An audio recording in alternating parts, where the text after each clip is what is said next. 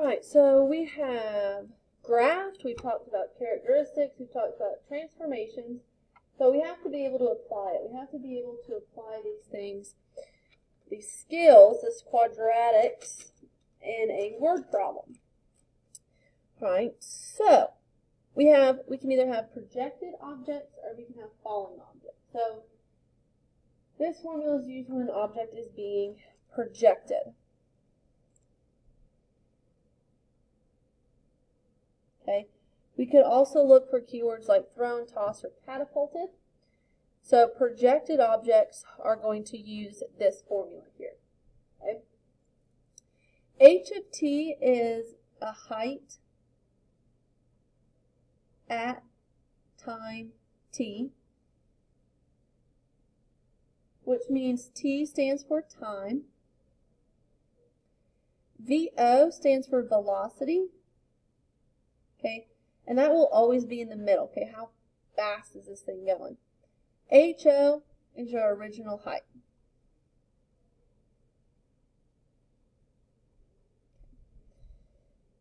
Alright, so that's if something's being thrown. 9 times out of 10, I'll give you the formula already filled out, but in case I don't, you need to know what these pieces mean so you can substitute in the correct numbers. A falling object, so this formula is used when an object is being dropped. Okay, so our keyword should change. I just never change this worksheet. So things like dropped, fell. Okay, something happened naturally. You're not throwing anything. It just kind of rolled over and fell off the desk. Okay, rolled over, fell off the mountain, kind of thing. Okay, there's no force of motion coming behind it. So again, H of t still represents height at time t.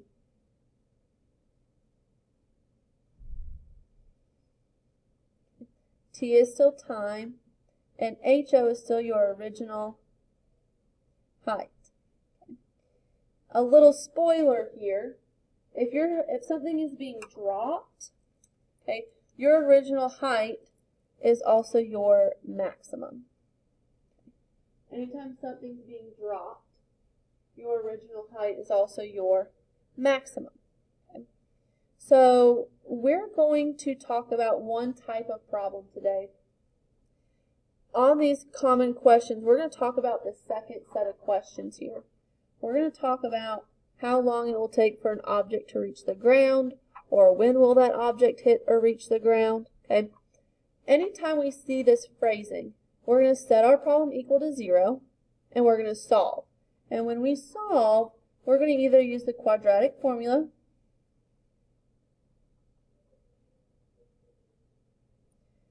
or the square root method, just depending on what our problem gives us. So let's look at some examples out on the back.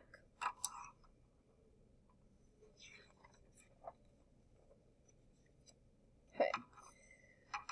So what I want you to do when you take these notes is I want you to split your page in half, because we'll have to add some more notes to these later. So if you'll just put like a dashed line so we can talk about all these things here. Okay. Alright, so you drop, not throw a rock off of a cliff. So if we drop a rock, we're using a falling object equation. So we'll use H of t equals a negative 16t squared. And here's my original height. Okay, this is falling at 520 feet high. So what we're going to solve today, what we're going to practice is how long is it going to take to reach the ground. So to do that, I'm going to set this equal to 0.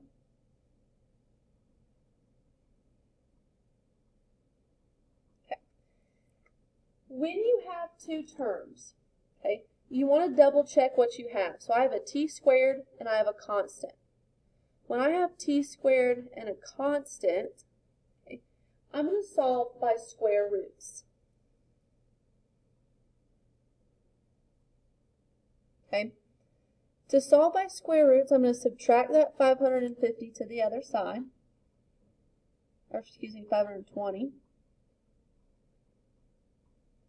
I'm then going to want to divide by a negative 16.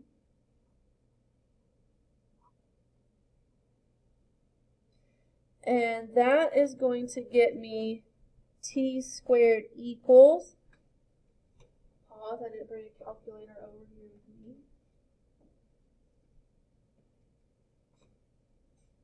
I get 32.5. Okay. But in order to find the time, or how long it will take to reach the ground, I need t totally by itself. So that tells me I need to square root both sides. So t is going to equal 5.7. Now, why did I not put a plus or minus in this case? I'm talking about time. Can time be negative? No. So if time can't be negative, we'll just talk about the positive solution. Example number 3 is just like this problem, so I'd like for you to pause the video and try solving example number 3 on your own.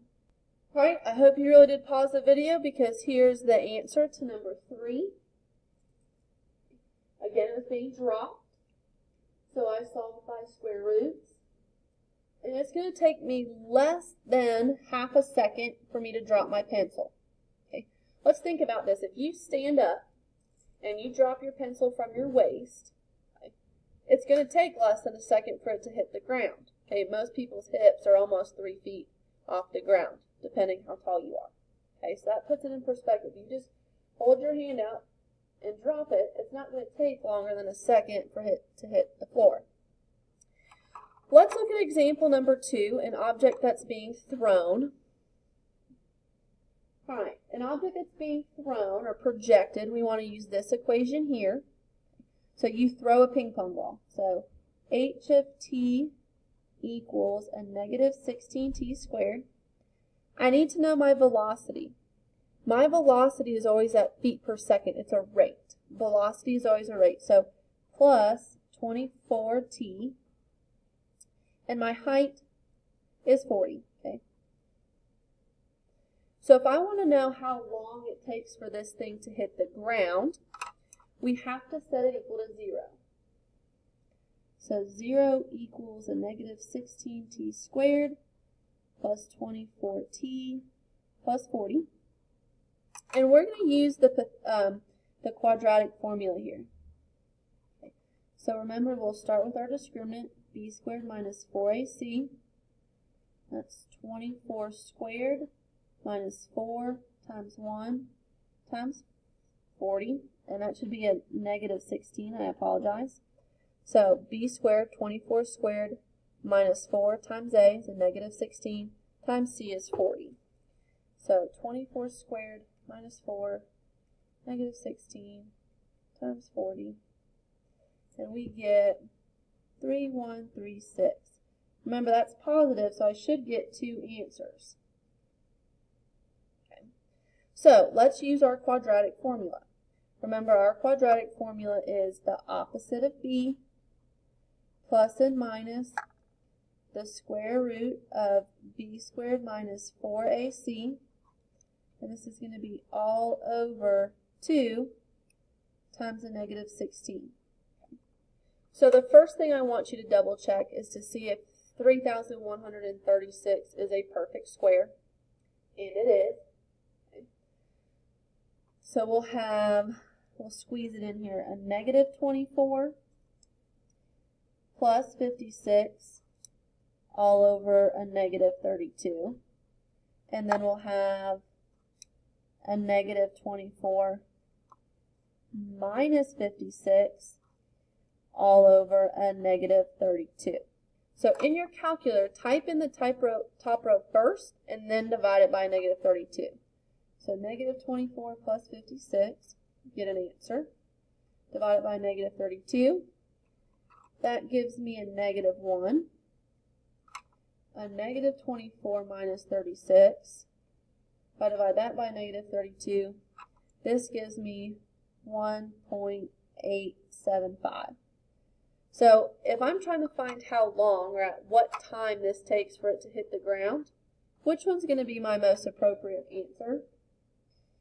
The positive one. Again, number 4 is just like number 2, so I'm going to challenge you to try this one by yourself. All right, let's check our work. Our velocity is 32, it should go in the middle. Our height's 128, that's going to be our C value. You get a positive discriminant to have 2 real solutions. If you check, that square root does in fact have a perfect square, it's 96. Okay. So when we solve that in our calculator, you should get 4. Okay, it should take 4 seconds for me to catapult myself and hit the ground. If you flip over to the next page, this is a really good keywords chart.